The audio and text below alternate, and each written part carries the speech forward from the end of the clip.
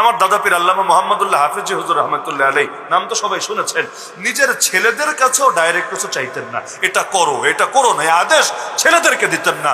একটু ঘুরায় বলতেন, কোনো প্রয়োজন থাকলেও পানি খেলে ভালো হয়, দিলে ভালো হয়, এই টাইপের একটা কথা বলতেন, ডাইরেক্ট বলতেন না।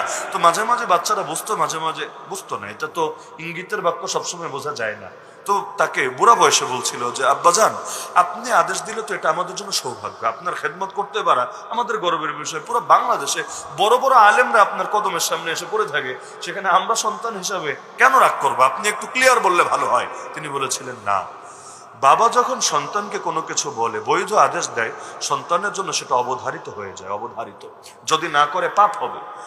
আমি চাই না আমার কারণে তোমরা কখনো পাপী হও। আমি এমন ভাবে বলি, এরপরও তোমরা করলে সওয়াব তো পাবা, কিন্তু যদি নাও করো তোমাদের পাপ হবে না, গুনাহ হবে না। ডাইরেক্ট যদি আদেশ দেয় না করো, তোমাদের গুনাহ হবে। মানে এটা এমন একটা ব্যাপার, এত দূরদর্শী চিন্তা আমাদের মাথায়ও আসবে না, কিন্তু আল্লাহর বান্দারা এভাবে আমল চালিয়ে গিয়েছেন। তাহলে এই কারণে হালালের দিকে, তবলিগরা বলতো যে বিকালে যখন গাছতে বের হবেন কোনো দিকে তাকাবেন না, হারামে তো তাকাবেন না, তাকাবেনই না, হালালের দিকেও তাকাবেন না। ব্যাখ্যা বুঝতাম না। পরে সৌদি আরব থেকে একটা জামাত এসেছিল বাংলাদেশে, আমি তখন উত্তরায় পড়ি। তা একদিন ও নাই দেখি বয়ানের মধ্যে ওই আদব বলতে গিয়ে এটা ব্যাখ্যাটা করে দিলেন যে হারামের দিকে তাকাবা না এ কারণে আল্লাহ হারাম করেছে, আর হালালের দিকে তাকাবা না এ কারণে যাতে করে দুনিয়ার মোহটাও দিলের ভেতরে অজান্তে না ঢোকে।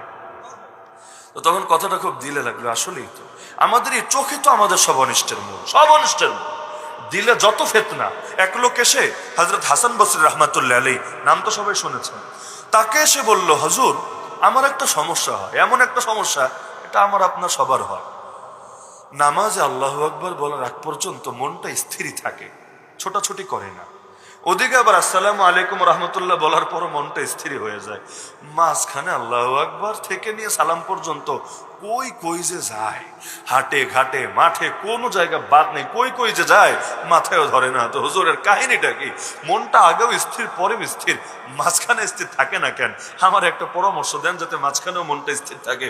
এই সমস্যা আমাদের হয় না তো কারণ গণহারে গণহারে।